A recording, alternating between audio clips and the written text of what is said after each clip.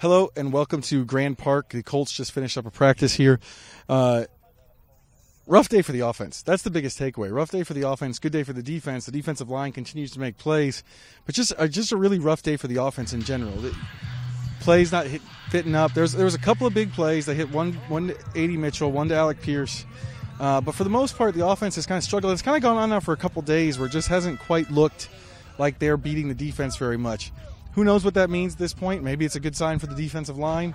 Maybe it's a sign of where the offense is. But they're just struggling a little bit right now.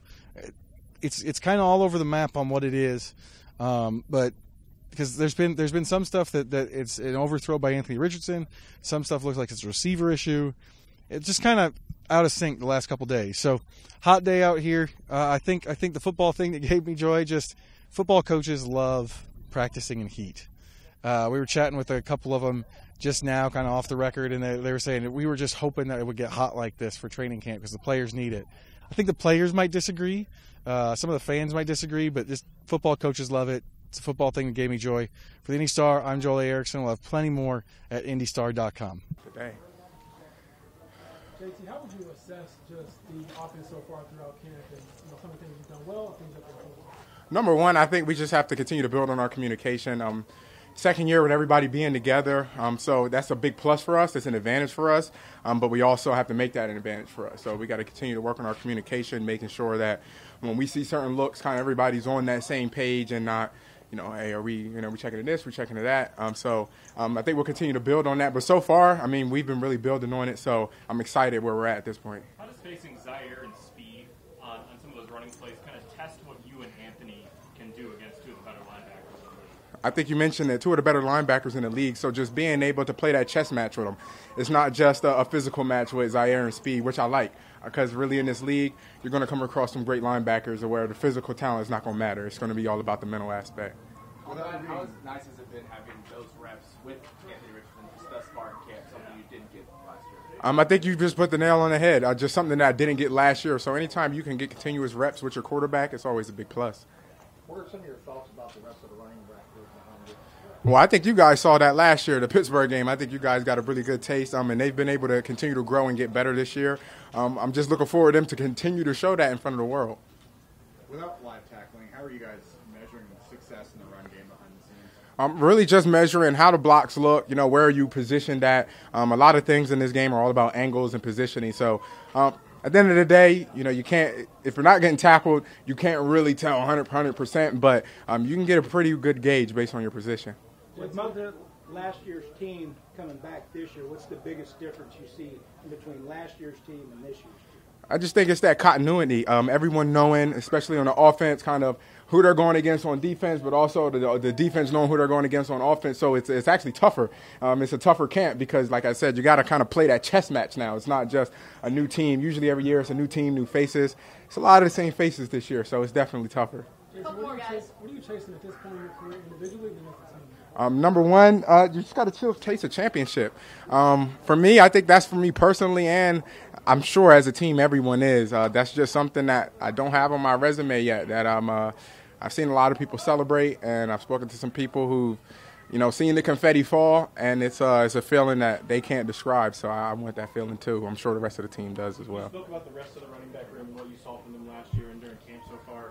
With Zach Moss now gone this year, are you expecting to have that increased workload that you kind of saw earlier in your career, or did you kind of like the split that you got to have last season? I'm expecting to do whatever Shane asked me to do, because whatever it takes for us to win a championship, that's what I'm willing and able to do. Like I said, that's something that I haven't added to my resume yet, and I'm just going to try to do my part in order to make that happen and to make it a reality. What about this team makes you think that you guys can win a championship? Number one, I think it's just the advantage that we have with a lot of the same guys coming back on offense and defense. So a lot of times when you have a team that can come together, camp is where you kind of come together and you mesh. Well, when you have the same team that you had last year, you're really just building on the same bond that you guys built in the previous year. So I just think if we can use that to our advantage, I think something really special will happen this year. Thanks, guys. Thank you. Thank you. Right. Zaire is the offense kind of tests some stuff with Anthony and JT back there. Like, how much do you relish giving them a good look, you and Speed at linebacker on some stuff? It's tough. You know, I mean, we do our best. I mean, Anthony, you know, just his combination of, you know, being able to run and, you know, all the plays he's able to make with his arm, you know, he puts you in tough positions. Shane puts those guys in tough positions. And every day I was just telling EJ, I feel like, you know, me and JT are playing cat and mouse. You know, it's like I'm just constantly trying to catch him and run him down all day. It's like Tom and Jerry. So, but I'm thankful to have JT back. He makes me so much better. I remember in 22, just being able to compete against him every single day, from one-on-ones to team to whatever that is. You know, iron sharpens irons, and I believe he's the best running back in the league. So, you know, hopefully, you know, he makes me the best. How does that pairing in the backfield force you guys as linebackers to stay disciplined? Man, it's tough. I mean, you just can't really trust nothing that you see. You know, I mean, they just constantly putting me or EJ in tough situations to make a decision. And I'm not gonna lie, sometimes you got to guess. You know what I mean? You guess wrong sometimes. So, but it's tough. You know, I know being in a full contact live situation, you know, having to respect Anthony's legs and then tackle JT in space is easier said than done. So. You stated on your podcast that you would like to see the NFL offseason change. Can you describe how a vet like yourself would want a different training program than the younger guys? Yeah, I mean, you know, just for myself, I feel like, you know, experiencing COVID, understanding, you know, that we're all professionals, you know, that it's up to us to prepare our bodies and be ready to play. And also, to be honest with you, understanding that we're really the only sports league that got a midsummer check-in.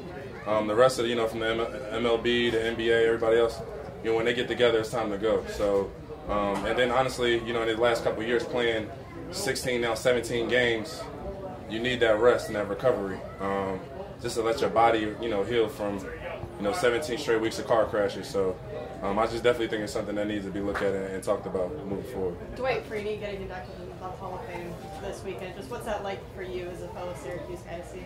Oh man, it's you know, I think Freeney getting in, obviously Marvin, I mean, shout out to Marvin, you know, he North Philly, you know, Syracuse, then Colts, so I feel like sometimes I'm trying to walk the same steps as Marvin sometimes, but, you know, with Freeney, man, it's just seeing those guys, those greats, man, you know, having an opportunity to hear him speak a couple times, having an opportunity to meet him, just knowing the impact he had on the game, is special, man. I mean, you know, for everybody from that era, we trying to take over now. We trying to plant our flag. You know, I want 20 years from now people looking back talking about how great DeForest is, talking about how great Kenny was, talking about how great Pitt was, talking about how great Zaire is. And I think the difference between then and now is, you know, we got to win. You know, those guys were great players, but they won. There's a lot of great players of that era that we ain't talking about no more because they ain't win like they did. So, you know, I think that's just, you know, that culminizes. That's the goal. We got to win. As a guy who came up through the special teams, and now you're seeing the new kickoff change, I was just curious, now that you've seen it in a game, obviously this past Hall of Fame game, and now that you've been practicing, your thoughts a little bit about it. It's definitely interesting. To be honest, I'm glad I got out when I did. I was good at the old system. I don't know about this new one, but it's special. You know, first of all, I appreciate the NFL. I know we give a lot of, you know, we talk about the offseason. We touch a lot of stuff that we want to change. But I do appreciate them putting emphasis back on special teams. You know, kickoff gave me a job for 4 years, and it allowed me to, you know, get paid and help feed my family the first time around, and I'm forever appreciative of that. And that's like that for so many other guys in the league. And to be honest with you, you know, from the new rule changes and a different situation, I think it'll definitely be a major part of the game moving forward. So. Z, going back to JT, we saw him, he's all smiles, big energy, very different from last year. Indeed. How has that energy, have you seen his energy shift, and how is that impacting the rest of the team? Man, I mean, it's crazy. Since JT was a rookie, he's always had a strong element of leadership in him.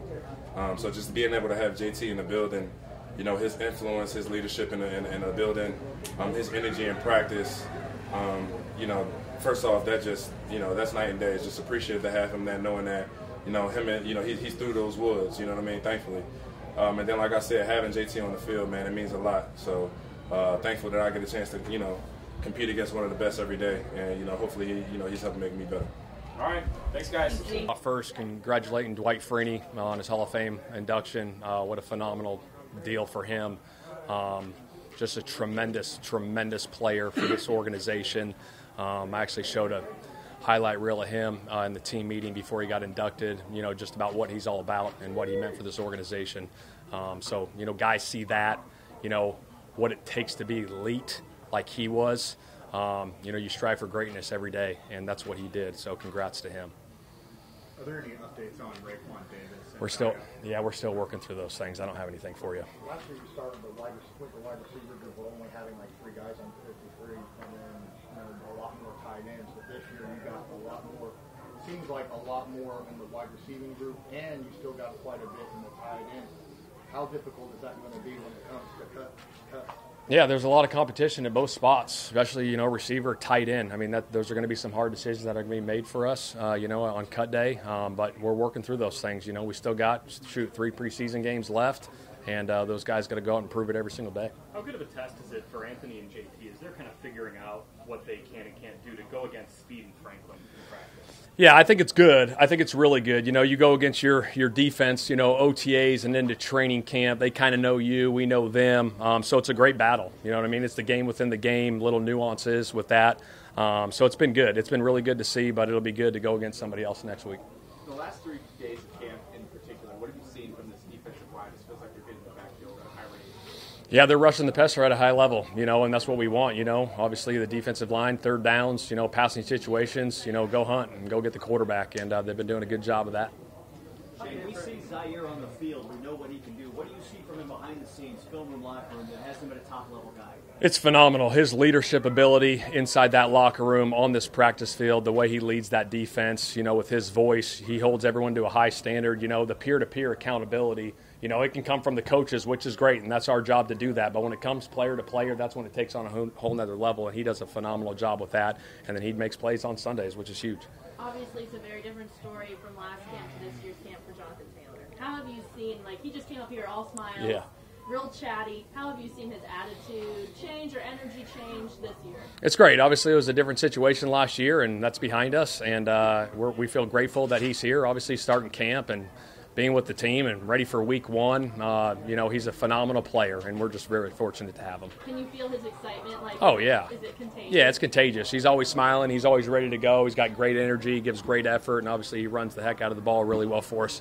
Coach, going into year 2, what have you done personally to improve your coaching coming into year? I think communication, really the biggest thing for me was learning our team. You know what I mean? You learn your team, how guys operate, different personalities. When you're around certain guys, you know how they function, you know how they operate. You can coach a guy a certain way, and another guy's got to be coached a different way sometimes. So that's been big for me to learn that, learn our team, and then we go from there. Will you play the starters next week? I'm going to make that decision in the middle of this week. Yeah. Shane, how different are those call-up periods at the end of practice just from an evaluation standpoint? They're great. They're absolutely phenomenal for us. I mean, we're getting into some more call-ups. We have a little bit of scripted periods, but more call-ups are good for us.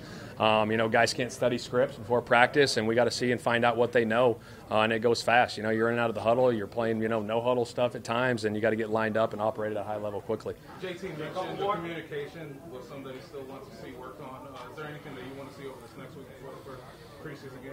I think that's the biggest thing. It is. It's really communication at the end of the day. If we're all on the same page, you know what I mean? Everyone's on the same page. That's when you operate at a high level, because you got to have all 11 on the same page. If one guy's off, bad things happen. So the communication piece, we keep working on that. And once we get to week 1, we got to be at a high level. Shane, what is Trey Sermon doing here? He's been really good. He's been really, really good for us. He had some good stuff last year for us that he put on tape. And then, obviously he's doing some really good things here. Really good in pass pro. I've been really impressed with that, with the third down stuff. And also running and seeing the holes has been good. Shane, can you kind of speak on what Joe Flacco has added to not only just the offense and the quarterback room, but Anthony and his development overall? Yeah, I think it's great when you have a veteran quarterback in that room. He's seen a lot. I think I said this, last time we were here, but he's seen a lot of things. And to have that experience that he can share with those guys in that room, it's invaluable for us.